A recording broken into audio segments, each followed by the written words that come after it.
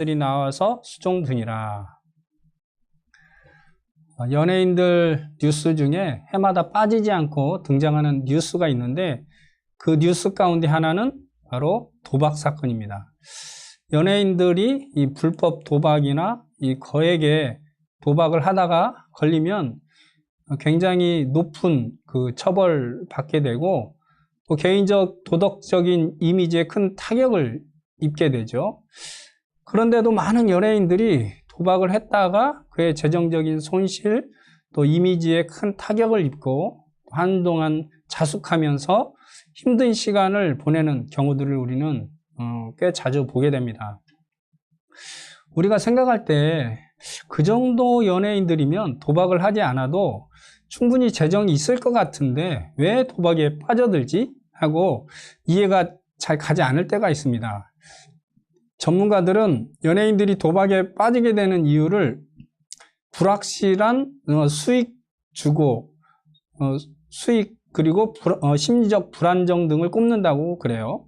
그래서 한 평론가는 프로그램 출연 등 활동이 있어야 할 수익이 주어지는 직업 특성상 활동기가 아닐 때는 연예인 대부분이 불안한 그런 수익 구조와 미래에 대한 불안감에 시달릴 수밖에 없다며 심리적으로 불안하고 의지할 사람이 없는 구조에서 일확천금의 한 방을 노리는 유혹에 빠질 수 있다라고 설명을 합니다. 결국 그들이 도박에 빠지는 가장 큰 이유는 일확천금의 한 방을 노리는 유혹이라는 것을 알 수 있죠. 사람들은 힘들이지 않고 쉽게 큰 돈을 벌고 싶은 그런 유혹에 쉽게 빠집니다. 그래서 많은 사람들이 도박을 하고 투기를 하는 것을 볼 수 있죠. 사단은 예수님을 2번의 시험에서 실패하자 이제 마지막으로 그가 들고 나온 카드가 무엇이었냐면 예수님을 높은 산으로 데리고 가서 천하만국과 그 영광을 보여주는 것이었습니다. 누가복음에 보면 이것은 내게 넘겨준 것이므로 내가 원하는 자에게 줄 수 있다라고 말을 하죠. 그리고 에베소서 2장 2절에서도 사단은 세상의 불순종의 아들들 가운데 역사하는 영이다라고 말하고 있습니다. 그리고 에베소서 6장 12절에서도 사단은 세상 주관자들이다라고 말하고 있는 것을 우리는 볼 수 있습니다. 세상은 아담이 하나님의 말씀을 버리고 죄를 지으면서 사단의 지배 아래 놓이게 되었어요. 그래서 성경은 이 세상을 지배하고 있는 이 권력과 문화들이 바로 사단의 지배 아래에 있다라고 말하고 있습니다. 사단은 천하만국과 그 영광을 예수님께 보여주면서 아주 대담한 그 제안을 하는 것을 볼 수 있어요. 지금까지는 명령형으로 유혹했지만 이 2번의 실패를 경험한 사단은 이번에는 약속으로 유혹을 합니다. 그의 제안이 무엇이었나요? 이 모든 세상을 다 주겠다는 것입니다. 사단의 유혹의 포인트가 무엇인가요? 이것은 엄청난 유혹입니다. 사단은 이 세상의 모든 것을 다 주겠다고 말하는 것이에요. 그런데 한 가지 조건이 있는데 그것은 내 앞에 엎드려 경배하라는 것입니다. 사단의 요구는 아주 간단합니다. 단지 엎드려서 경배하기만 하면 이 모든 세상의 것을 다 주겠다는 것입니다. 예수님이 이 땅에 오신 목적이 무엇인가요? 이 세상을 구원하기 위함이었습니다. 이 세상에서 사단의 종노릇하면서 고생하고 하나님의 심판과 진노를 받아야 하는 이 세상의 죄인들을 구원하기 위해서 이 땅에 오셨죠.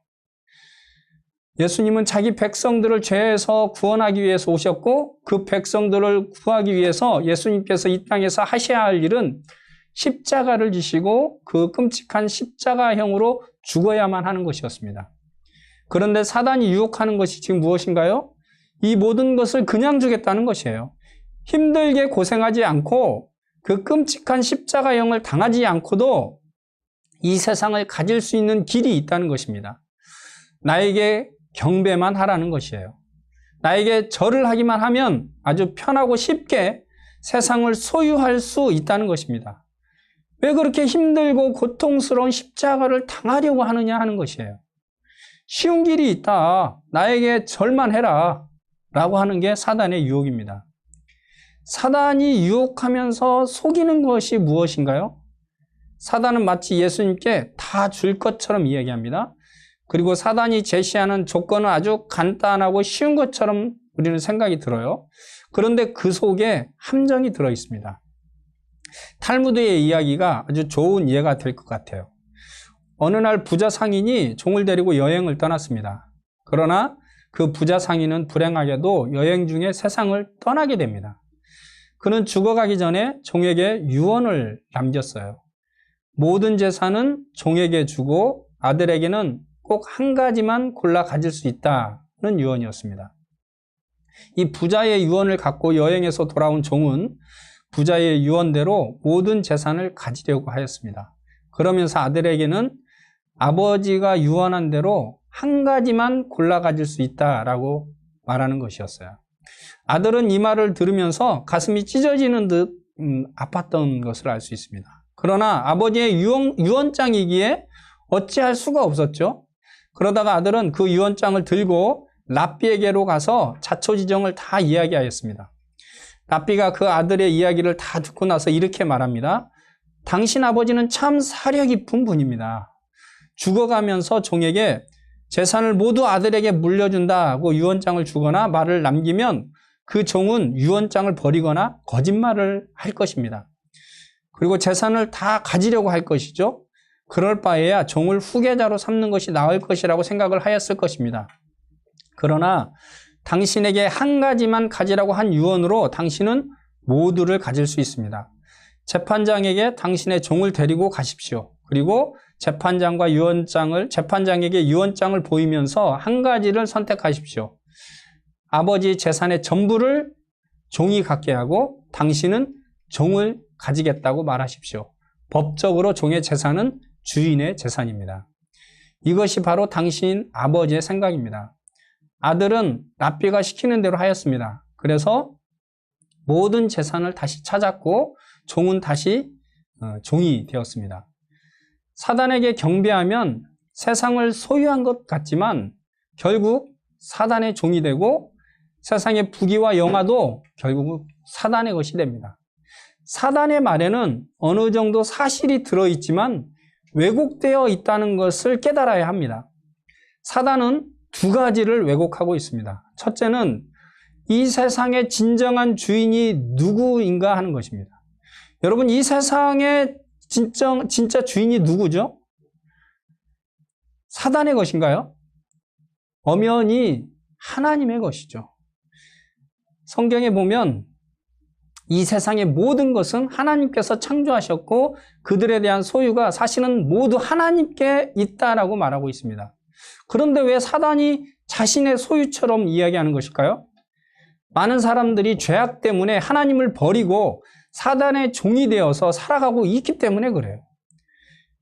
이 말은 많은 사람들이 실제 주인은 하나님이신데 가짜 주인인 이 사단이 진짜의 주인인 줄 알고 바로 사단을 주인처럼 섬긴다는 것이에요. 사단의 종이 되어서 사단의 노예로 살아가고 있다는 것입니다.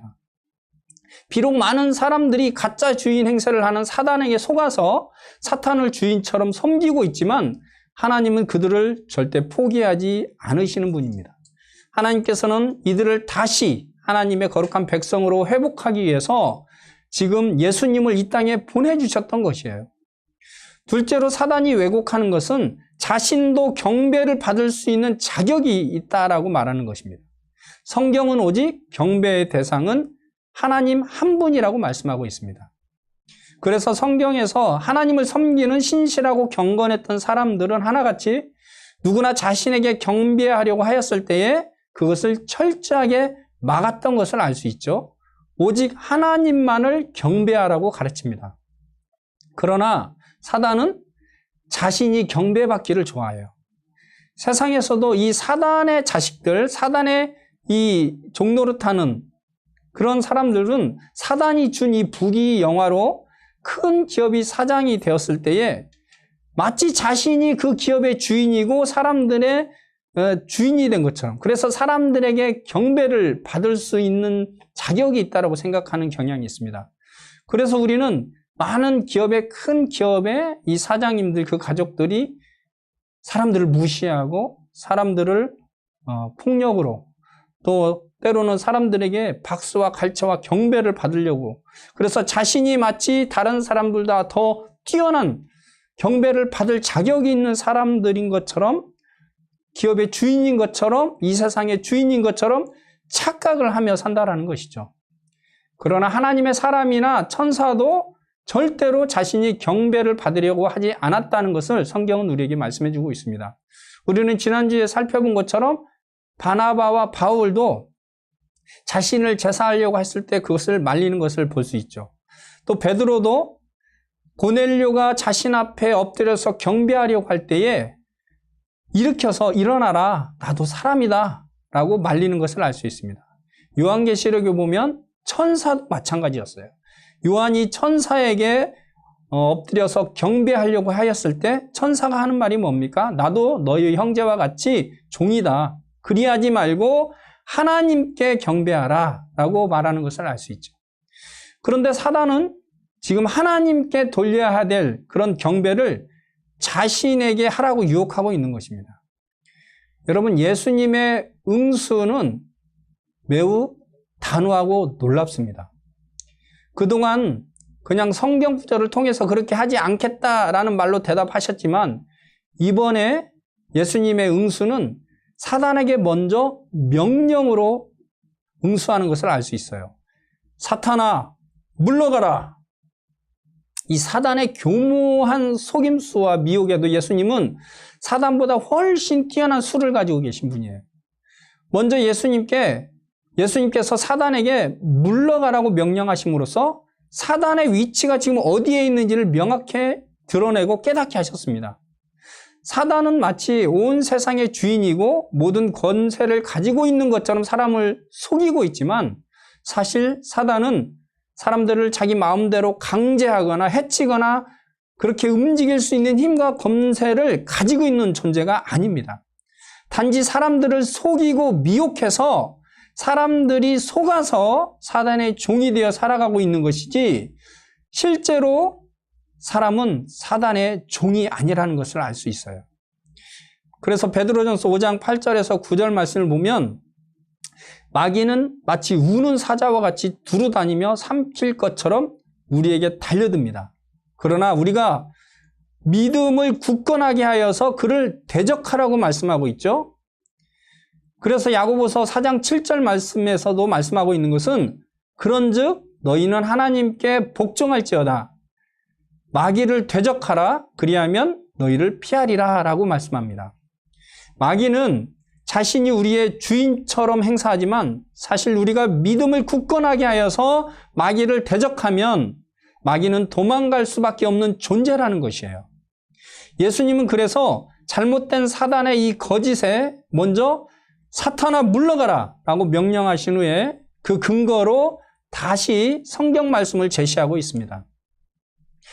예수님께서는 거짓된 사단의 유혹에 다시 하나님의 이 진리의 말씀을 가지고 응수하시는 걸 알 수 있습니다. 여기서 예수님께서 인용하셨던 말씀은 신명기 6장 13절의 말씀입니다. 우리는 여기서 다시 한번 예수님이 이 사탄의 시험들을 어떻게 극복하셨는지 주목해 보아야 합니다. 예수님은 사단이 시험하고 유혹하였을 때마다 기록되었으되 라고 말씀하시면서 사단의 거짓과 유혹에 승리하셨던 것을 알 수 있습니다. 에베소서 6장 12절에서 18절의 말씀을 보면 우리의 싸움은 혈과 육을 상대하는 것이 아니라 어둠의 영들을 상대하는 것이라고 하면서 전신갑주를 취하라고 말씀하고 있죠. 그런데 그 전신갑주 중에서 유일하게 공격용 무기는 성령의 검, 곧 하나님의 말씀이라는 것을 알 수 있습니다. 이 진리의 영이신 성령님께서는 우리 안에서 하나님의 말씀을 생각나게 하심으로써 우리가 사단의 이 거짓에 미혹되지 않고 진리 가운데 걸어갈 수 있도록 우리를 도우신다라는 것을 알 수 있습니다. 성령님은 우리가 이미 알고 있는 성경을 취해서 그 말씀을 영적 전쟁에 사용할 수 있도록 도우십니다. 그렇기 때문에 우리가 성경 말씀을 알지 못하고 있다면 우리는 사단의 이 영적 전쟁에서 하나님의 아들이 이루어 놓으신 이 승리를 함께 나누지 못할 것입니다.